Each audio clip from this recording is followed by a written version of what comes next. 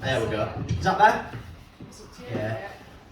Yeah, I shouldn't say that, should I, Arthur? Sorry, he'll fire me. I am his drummer after all. It's alright, well. Right, yeah, cool. Right, this one's called Poetry. Poetry, no thanks, it's not for me. It's a load of wank about birds and bees. It's about country estates and observing flowers. I've got TV box sets and fake news to while away the hours. I gave up on Shakespeare when forced to learn about him in school. When Miss What's-Her-Face had me get up and read him in the classroom. I'm not one for sonnets, I just don't relate. They can't connect to my confounded state. I can't stand poetry, especially if it doesn't rhyme. Dr. Seuss had turned in his grave if he knew I took the time to listen to some hippie dropout or tightly wound big rave on about veganism or the fact that their skin. Poetry, no thanks, it's a load of shite written by those that are afraid of life, as they moan about overfed house cats or their husbands or their wives. The formation of words into a cohesive structure is for mindless academics while by a tedious lecture. Poetry, you can shove that bollocks up your tightly wound arse and choke on those nuances that make you feel smart. Your highbrow wordplay doesn't wash with me. I was never one for bedtime stories, so why the fuck should I give a fuck about poetry? Thank you. I actually did that at a very upmarket poetry night at Left Bank, and they basically said, no, we don't want you back after that. So fuck you then. Bloody snobs. But yeah, that'll be a new thing. Poetry snobs, there's a lot of them about. Right, let's see if I can get the idiot sheets in and all. Alright, you've obviously seen on TV, like with the nationwide adverts, how shit poets are getting, you know, how many minutes it is to advertise some crap. So this is Where's My Advert?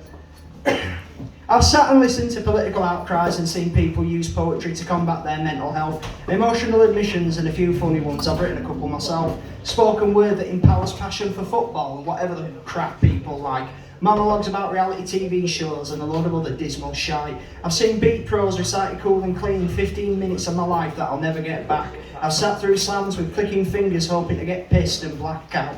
It's only 30 seconds to promote or alert. I'm sure I could do that through articulate verse. Maybe something educational or slightly absurd to inspire consumerism, even though I feel uncomfortable at the thought that my artistic integrity could become something evil and abhorrent. But I can't help wondering, where's my advert? Touchy-feely subjects and the love of nature, expressed by those who never know when to finish, hoping for Age UK or the Red Cross, maybe Greg's to appear with a contract and a sandwich. Gavin from Autoglass, come muster a rhyme. Maybe I should have taken up opera. No point holding out for nationwide because they're not keen on working class northerners.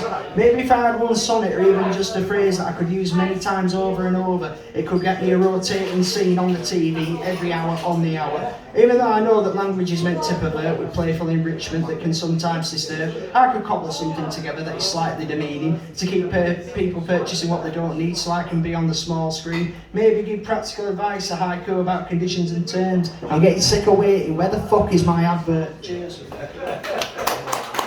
happen one day. In fact, I do actually have a poem on, sort of a poem on that subject, and I'll do a romantic one, seeing as poets are meant to be soppy bastards. This one's called Deep. I love you so much, I'd let you shit on me. I'll hook a car battery up to my nipples while shoving a 2B pencil up my jacksie. I love you so much, I'd let you shove a needle in my Japs line, although it probably stings, I'd still raise a smile. I love you so much, you could peg me while I was sleeping, and if I wake up midway and don't complain, then you know I'm worth keeping. I love you so much, I'd do that which Meatloaf wouldn't, along with the Town Street special, although the nature of the two still remain undiscovered. I love you so much and believe that I forever will, even if your last job was licking the pickle off of Cyril Smith's anal beads. I love you so much, I'd even let you put my CDs in the wrong cases, and if that doesn't make me deep, then I guess I'm fucking crazy. Cheers. I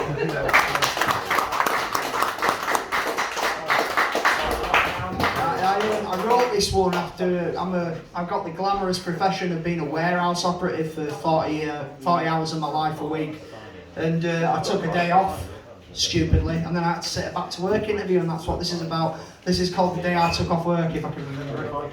I was out hunting wolverines, I travelled in a yellow submarine, I was in Narnia attending a party, Ferris Bueller's got nothing on me the day I took off work.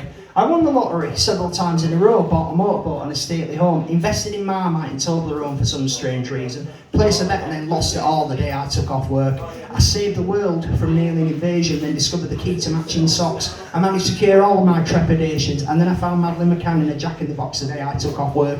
Racing through minefields, navigating through asteroids, I administered a marriage between a cowboy and his horse. Then now on their honeymoon, they sent me a postcard. The day I took off work was a continuous Mardi Gras. I built a time machine out of the fridge, I helped Led Zeppelin write a comeback hit. I aided Force 10 in blowing up that damn bridge and managed to make Lego and stickle bricks pieces fit the day I took off work. I tricked the light fantastic and burnt the candle at both ends, partying from dusk till dawn till the glow sent me round the bend the day I took off work. I awoke in an alternative universe where Ian Curtis and Kurt Cobain never hailed that hearse, where a red light means go and a green light means reverse. Tell me, sir, does it sound too absurd when I tell you what I did on my day off? With a twist and a shout, I restored Atlantis. I got the Ark of the Covenant back from the Nazis. I flew around the sun and mastered running in slow motion. The day I took off work was filled with commotion. Life is a dream, and that says it all. The day I took off work was a splendiferous, manic, unbelievable fucking bore. Cheers.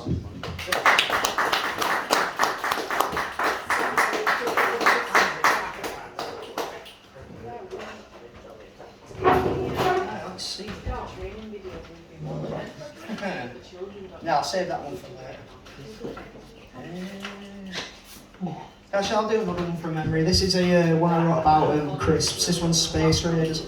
Cloudy swirl burning a hole in my stomach from too many pints and laxative cigarettes. I need bulk to level my insides as I sigh upon realising that they've run out of pork pies. What crisps have you got? I drunkenly inquire as my guts grow like a death metal choir. There's deep fried Cajun squirrel, flame grilled possum with ginger spice. I'd be happy with any salted rather than Dorset cream and fusions of rice. What happened to salt and vinegar? These new concoctions blag me head. Is it too much to ask for a bag of Space Raiders instead? Culinary fusions for £3 a bag when all I want is a little snack. Nothing fancy, nothing debonair, 20% crisp, 80% air. Peking duck with hoisin sauce is too much for me. I want something simple, but I'm accused of being too fussy. Sauteed donkey with deli sensations make me feel sick as I consider popping to the office for some frazzles or chipsticks. These newfangled delicacies cannot appetise my needs. I'm a simple man with simple taste. Can I just have a bag of Space Raiders, please? Cheers. If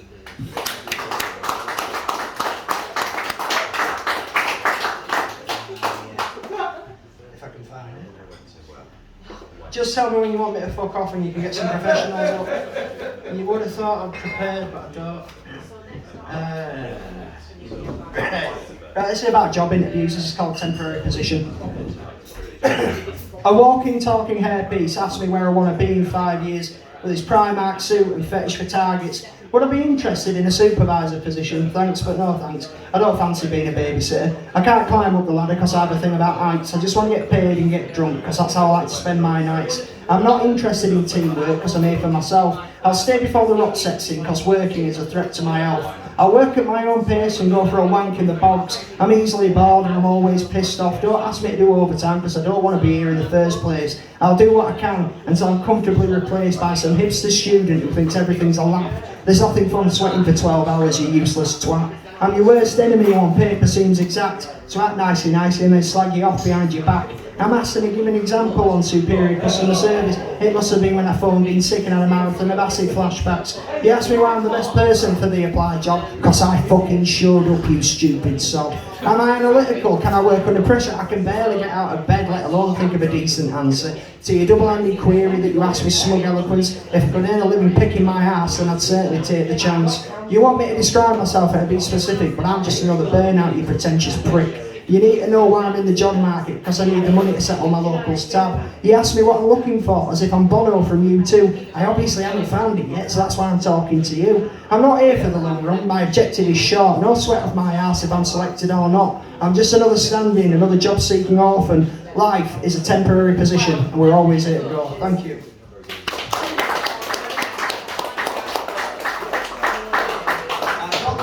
Nothing bothers me more than seeing people of a certain age wearing t-shirts of bands that you can tell they never listen to.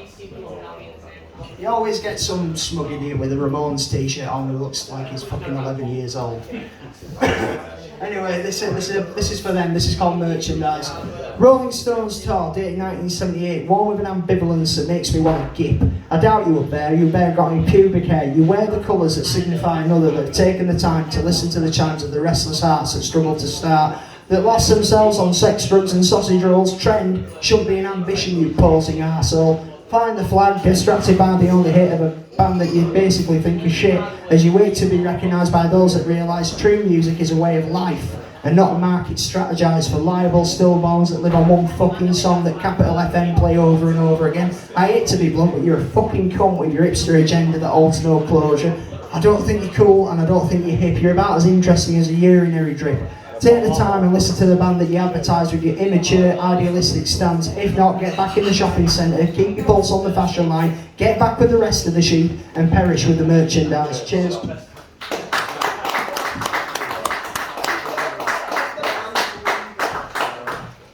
Yeah, you can tell I'm from Leeds, can't you?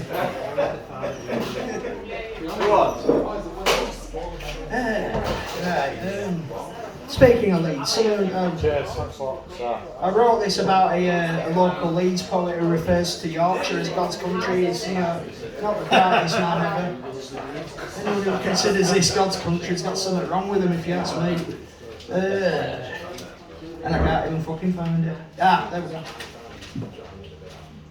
This is me imagining that I had 2 weeks away from Leeds. If I can read it. Oh, how I've missed the smell of shame and despair that lingers in the air along Armley Town Street. Oh, how I've longed for Beeston, where mothers swallow their children and lads pull the teeth of strangers with cross-eyed stares. A fortnight feels too long to be gone from all the noise of the girls and boys who come home at 3 a.m. pissed and have arguments outside their masonettes. The daily muggings around Seacroft and Gipton, where you're hailed as a pariah if you show any sign of ambition, of seeking new surroundings light years away from the kitchen sink. Tragedies and melodramas described in a Britpop tune that all the punters demand at the weekly karaoke-thon. Panda cars set alight on round-day roads, city centre infants perpetually stoned, industrial estates as far as the eye can see. There's no other place that I'd rather be. How I miss shooting the breeze with pimps of Holbeck Church, with an absentee landlord who's always out to lunch, and the salmonera eateries where they serve boiled dog that belong to next door's family, along with undercooked rodents. The safety knife gangs, the bench pests, supping cans.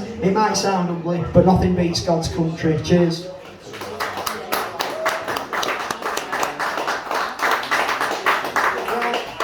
Yeah, my time's nearly up, so I'll do one more and on a romantic one. And thank you, Sarah, for asking me, and thank you for having the beer snobs as well. It's been brilliant. So, yeah, I'll do a romantic one. This one's called You're Never Alone with a Hand. I never am. If I can remember. Oh, what's the opening line? That's it. When you're in the mood, but she's not broody, don't get upset, have a five-finger party. When you're overcome with passion and she's on the rag and not wooed by your proposition that you'll go around the back, just cradle your balls and work the shaft, because you're never alone with a hand. When you're on a dry spell and you have been for months and the horizontal disco doesn't ease those headaches of hers, lower your blood pressure twice a day, keep your hand in a bag of rice, get your kicks your own way to ease those lonely nights. Go on a crusade of self-harm, because you're never alone with a hand. Become a renowned lover of your own practice, face off the one-armed man with a wrist of elastic. Don't sit there broken-hearted when she spurns your advances. Just check the door before you molest yourself to avoid any embarrassment. Become inseparable with your palm, because you're never alone with a hand. Any woman could be yours, any dog would fetch, but when you're on your top, grabbing the devil by the horns works out best. Nobody knows better and nobody touches you like yourself. Train that iron grip of yours for the betterment of your health. Spend some time with your favourite gland, because you're never alone with a hand. Thanks very much for having me.